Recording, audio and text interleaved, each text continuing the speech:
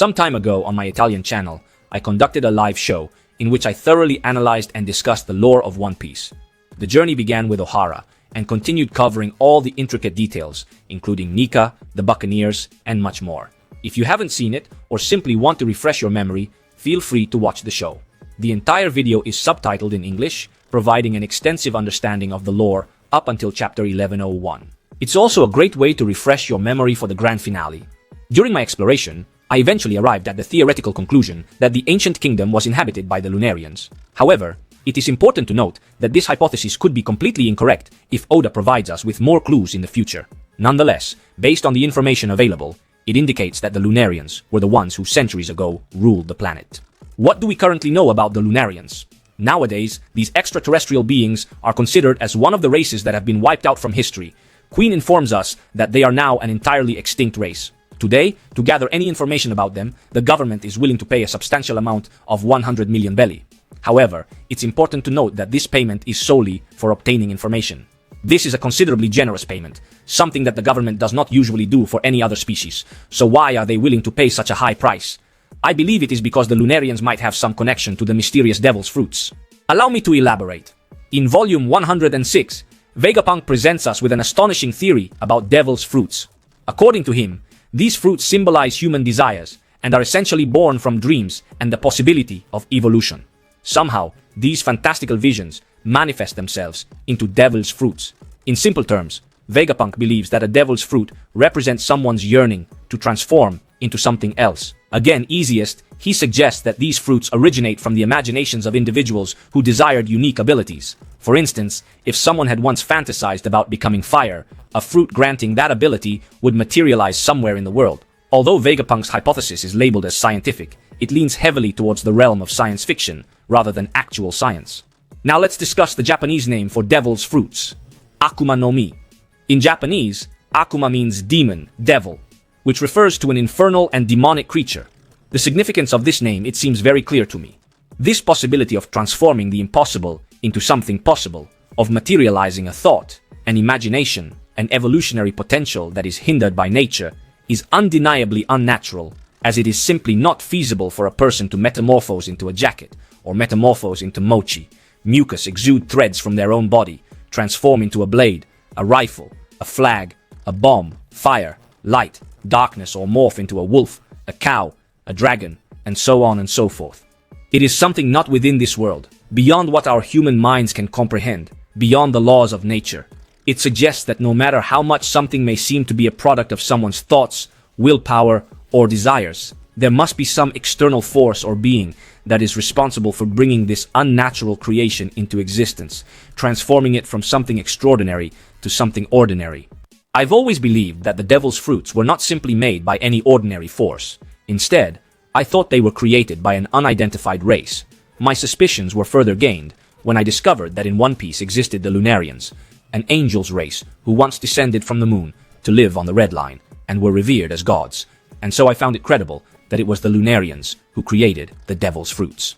Today, the new divine beings that hold dominion over the land are the celestial dragons, and the true identity of the Lunarians, along with the truth about where they lived, have faded into obscurity.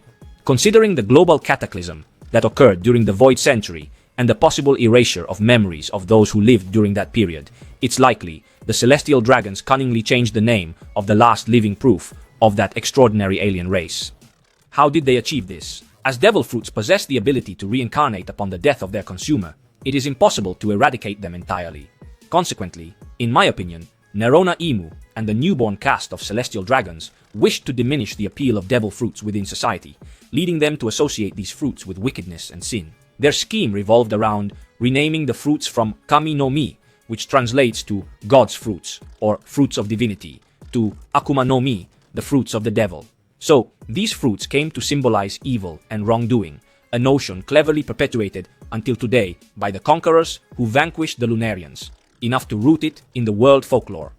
Consequently, these once extraordinary fruits now are vilified, transforming them into an unattractive choice for normal people. Hence, Kami no Mi becomes Akuma no Mi, the fruits of the devils, the fruits of Satan, of monsters, that is the products of those who are no longer gods, but are infernal demons. While considering this idea, one cannot help but remember the tales from Hindu mythology. They are described as a never-ending war between two groups of extraterrestrial divine creatures, the Deva and the Ashura.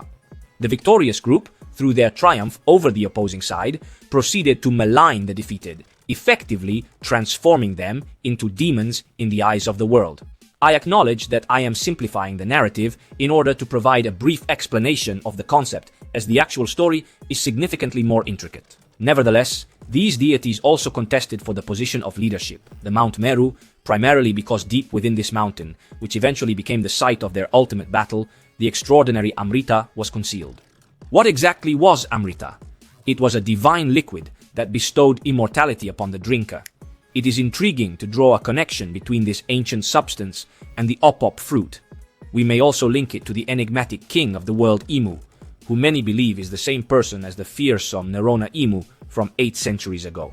And let us not forget that during the Void Century, one could speculate that the op fruit may have played a role in triggering the war. This peculiar fruit grants its consumer incredible abilities beyond imagination, and, of all the devil fruits, it commands an exorbitant price of 5 billion belly on the black market, a sum exceeding the bounties carried by the pirate emperors themselves. So, in my opinion, we are going to touch precisely all those pieces that could confirm the possibility that really, the ancient kingdom, the lost kingdom, the sunken kingdom, the kingdom that has been erased from history, was nothing more than the kingdom of Lunarians, the ancient gods of the forgotten world of One Piece. Then, if you want to plug Joy Boy, Poneglyphs, Ohara, Vegapunk, Zunesha, and everything around them, I refer you again to watch that live stream on my Italian channel, because we go really in depth, delving into awesome topics such as why these Ds went against those who became the world government. Really, catch up with it. Despite these facts, I found the notion of the Kami no Mi to be very appealing. This concept not only links to the stories depicted in the Holy Bible, but also connects to even more ancient narratives, such as those recounted by the Sumerians and Babylonians. These tales are even tied to the myth of the Great Flood and the Ark that saved the humanity. The Bible also begins with Adam and Eve, two figures also referenced in One Piece as trees, Adam the treasure tree and Eve the sun tree. Oda drew inspiration from various Western sacred texts throughout his work. So, what could therefore prevent us from considering that even the fruits of the gods, maybe previously given to anyone who expressed the will or a desire for evolution, can be reclassified as fruits of devils, thus stigmatizing the fruits themselves and those creatures who once resided along the red line and were regarded as deities? Then it is indeed peculiar nonetheless that despite this fact, the government employs the power of the devil's fruit. Merely gaze upon the 5 elders and their malevolent manifestations, or Imu himself, who appears to possess the very essence of the devil. However, I surmise that the idea behind this is solely focused on detaching the term Kami from its creators.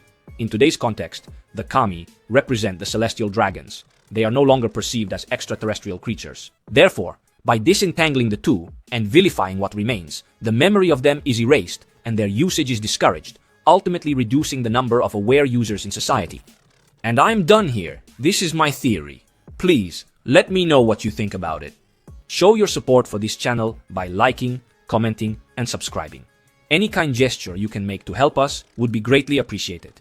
Your like is free, and it assists me in reaching new viewers. Don't forget to view the live stream on my channel in Italian, which you can find at the end of this video. It has full English subtitles. We hope to see you soon. Remember to be kind and enjoy yourself. Bye bye.